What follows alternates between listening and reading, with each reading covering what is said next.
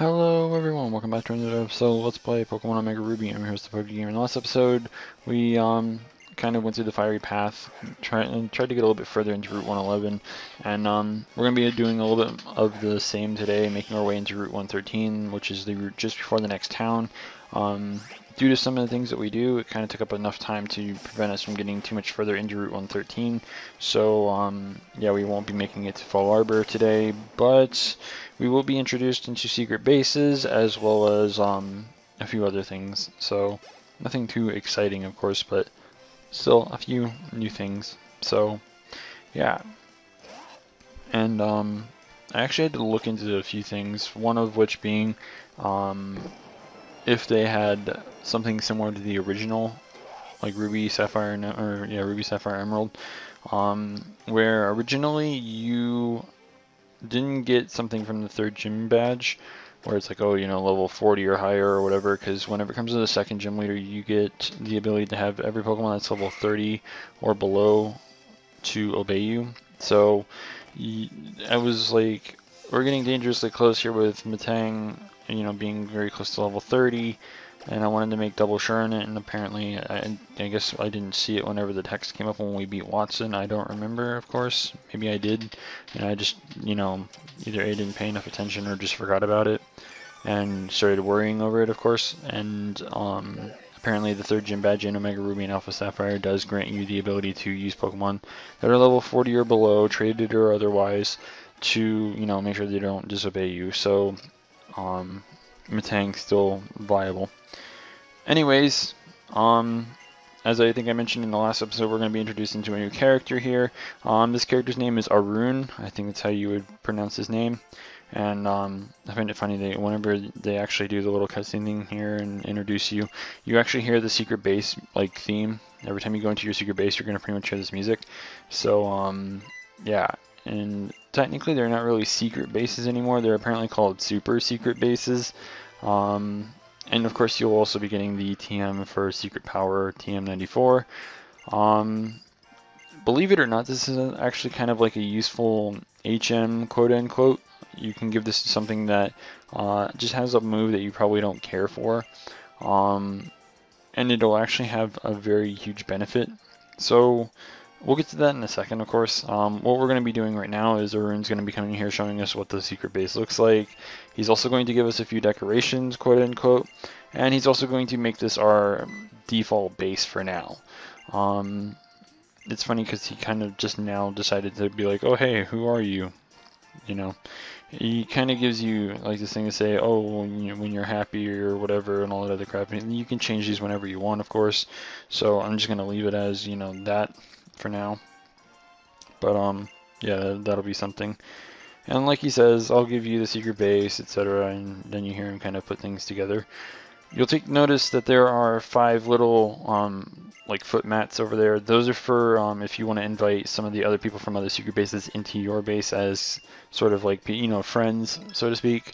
And if people happen to register your base with those people in it, then they will be kind of like trainers that they can battle within your base. So yeah, I mean, that's kind of a thing, which is cool, I suppose, but I mean, it's just a thing. So anyways, if you go over to the PC, you'll notice a flag. You'll also notice your PC, of course. The PC, you obviously go in there, you go to decorate, and you can put things around. I kind of forgot that the way that this place is laid out, you know, like I was considering, you know, doing whatever, but it's better to just put, you know, the stuff that I'm putting off to the right now off to the other side, because you get a free bed, and as you'll see, like, you get a comfortable bed, and if you put it over towards the other side, it's kind of like weird looking with the PC. So obviously we're gonna just like move everything back around. I did want to kind of decorate it a little bit just to kind of show it off. And then of course, you know, I'll also be generating the QR code, so if you guys want to register this base, you are more than welcome to do so. I believe the Pokemon that you'll end up battling against are the Marshtomp, I want to say Roselia, and no, it's not gonna, and probably Linoon. I'm not entirely sure off the top of my head. It's usually like the first 3 Pokemon in your party. I don't know if there's a way to make it like, you know, 6 Pokemon or whatever. But yeah. Also, I'm not sure if anyone's noticed, but you can rotate things. you know, something like that, so you can just kind of rotate them, whatever. And yeah, it's very useful. Some of the things cannot be rotated though, but yeah. So with all that, we've basically made our little secret base. For the flags, you can collect flags from other bases, and if you get enough, then you can kind of get newer decorations. And as you can see, there's the QR thing. So if you guys want that, you can pause it and then get it. Of course, this is just for the OmegaRuby one. The one that I have on my AlphaSapphire is actually pretty cool. I wish you had the ability to put down more decorations, but yeah. So remember before how I said you know, there are little special things that you can, you know, do with some of the decorations in your base. Well, you're about to find out. I kind of forgot about it until just now, like literally when it comes to cutting this tree. I'm like, wait a minute, there's something I can actually do. So to hurry things up, we can on our bike and go back to our secret base. This is why I said that secret power is a very good HM to kind of have. As long as you have the bed in your secret base, you can use it to get an instant free heal. So let's say that you just want to be able to get an instant free heal wherever the hell you go. Have a Pokemon that has secret power, and then whenever you are like in the middle of a route, you can find a secret base location, use secret power on it, open that secret base up, be like, okay, yeah, I want to set this as my secret base. Put out just the bed as a decoration, and then you can just use the bed to heal. So it's kind of cool that they have something like that. I don't remember if the beds back in Ruby, Sapphire, Emerald did that. Even if we even got the beds, I don't remember if we did or not. But all I do know is that if we did have the beds back then, and I don't think that they healed. But if they did, then I mean that's something that not many people seem to take very much advantage of. But I don't know. I'm still deciding whether or not I actually want to do that with one of the team members here. I mean, it's a move that you can forget if need be, but at the same time, it's also like if you put it on something that you're going to be using frequently, then you may need to forget it at one point. It's also something that you can erase a previous TM. Like let's say I wanted to give it to Curlia, I could erase Charge Beam temporarily for it, make the secret base, and then re-give it Charge Beam. So I mean, it's not like you can't like play around with it. It's not like you can't abuse the hell out of it. So I mean, something to kind of keep in mind. I mean, there are not a lot, but there are a few things in this game that you really should take for granted. Like you can really take advantage of a lot of things in this game. So I mean, I don't know, it just seems like, you know, but I don't know, it's just me. I mean, I honestly believe that this game actually has a lot of stuff that you can take advantage of, and it's cool that you can do that, but I don't know. And the funny part is you get not one, not two, but you get 3 like healing things here. So it's kind of hilarious that you get that. You get one from your rival, which you're going to see shortly, and then you're going to get one from the old lady, and then you get one from your secret base. So you get a lot of like free stuff basically, which is cool, I guess, if you want to consider it free. But yeah, I mean, the free healing is just real.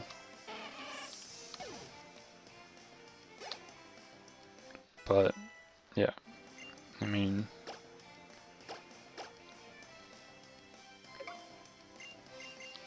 that's all I know though. I mean, free healing, always a good thing, but I mean, I don't know. The most abusable thing that you'll get later down the line is towards the end of the game, of course, but I don't know. It's just one of the best features in the game, but it sucks that you can't get it until way later down the line. You don't get it until after you get through the event with the box legendary. So, I mean, yeah, that kind of puts into perspective exactly how far down the line this amazing mechanic will be. But like, some people might see it as slow compared to the original way of going about things, but it's a lot more useful. It's hard to explain without really spoiling anything for anyone who hasn't already played through these games, so I'm trying not to say anything about it, but I mean, there's just like, okay, that and the secret power thing is basically the most expensive, most useful things to kind of have that you can just abuse throughout the entire game. I can't really think of anything else that you can really abuse. There is only one other thing that might be abusable, and that's the fact that at one point or another you can actually get both bikes, which I will be doing at some point, of course. But we need to get into the post game for that. So I mean, the fact that you get both bikes, it's not really a major spoiler. It doesn't it doesn't involve much with the story as opposed to the one thing I was just talking about. So I mean, that's kind of a difference. Another thing that's kind of introduced into this game, or reintroduced I suppose, is Soot. The Soot works differently in this game as it did, as opposed to how it worked in the originals. Instead of getting it through walking through the grass, there are going to be soot piles that appear anywhere on the route, really. And by anywhere, I mean in set locations, but you'll obviously see them. Kind of just walk through one. But that's how you'll be able to acquire soot. You will not be able to get it through running through just the grass. So, I mean, tough luck with that, I suppose. You can get a lot of things from collecting the soot, and the best things that you can get are the things like the elegant desks, you can get I think maybe more than one elegant desk if you really wanted to, but you can get that, and you can also get chairs for it for your secret base, so you can do that there if you want. You can find items in some of these, as well as of course trainers. And I love how their hitbox is really weird. As you can see, there's an item there, but of course we went to a trainer first. But yeah, you can use it to get those. You can also use it to get the flutes like you used to be able to do. I don't remember if you can get any kind of like desk or anything from the originals by doing the Soot, but I could be wrong. I don't think that they were a part of that game though. At least not like that anyway. But yeah. So I mean, that's kind of all that Soot's really useful for, is just, creating things that you can either put in your secret base or use for battling purposes. Like there are flutes that can awaken your Pokemon and, do stuff like that, get you out. I think there's one that gets you out of battle for free, something like that. I don't remember. But yeah, so I mean, it's useful-ish. Tip on it, if you're planning on going for that, if you want to make the Soot reappear, it doesn't just come back as you sit in the route. It doesn't do that. And believe it or not, leaving the route and coming back doesn't really work. So a way that's been basically guaranteed to be, it's a guaranteed surefire way to get the Soot back is, on this route you'll find a house called the Soot Master's house. If you walk into that house and come back out, all of the Soot will reappear. I don't know why it's like that. I used to try, when I first tried to do it, because I wanted to get the elegant desk and the elegant chairs just to have them. I kept going out of the route and coming back, and I would notice that they were still not back. And I looked into it, and a lot of people were talking about going into this master's house and then coming immediately back out, and all the Soot would be there, and that works. So if you want to have a fast way of collecting Soot, it's the best way to do it. Another thing about the Soot that I kind of want to mention really quick is that they make specific sounds when you run through them. There could be a really heavy sound, there could be a light sound, etc. The heavier the sound, the more Soot you pick up. I think the heavier sound is anywhere between 30 and 40 something grams of Soot, and the lighter sound I think is anywhere between 10 and 20%, something like that. I don't know. Again, I'm not entirely sure on the numbers. I'm just kind of going off of what I've kind of discovered in the past. So yeah, and of course my Tang hits level 30, so that's part of the reason why I was kind of okay, I need to double check this, because if this thing doesn't obey me, I'm not going to be very happy with it.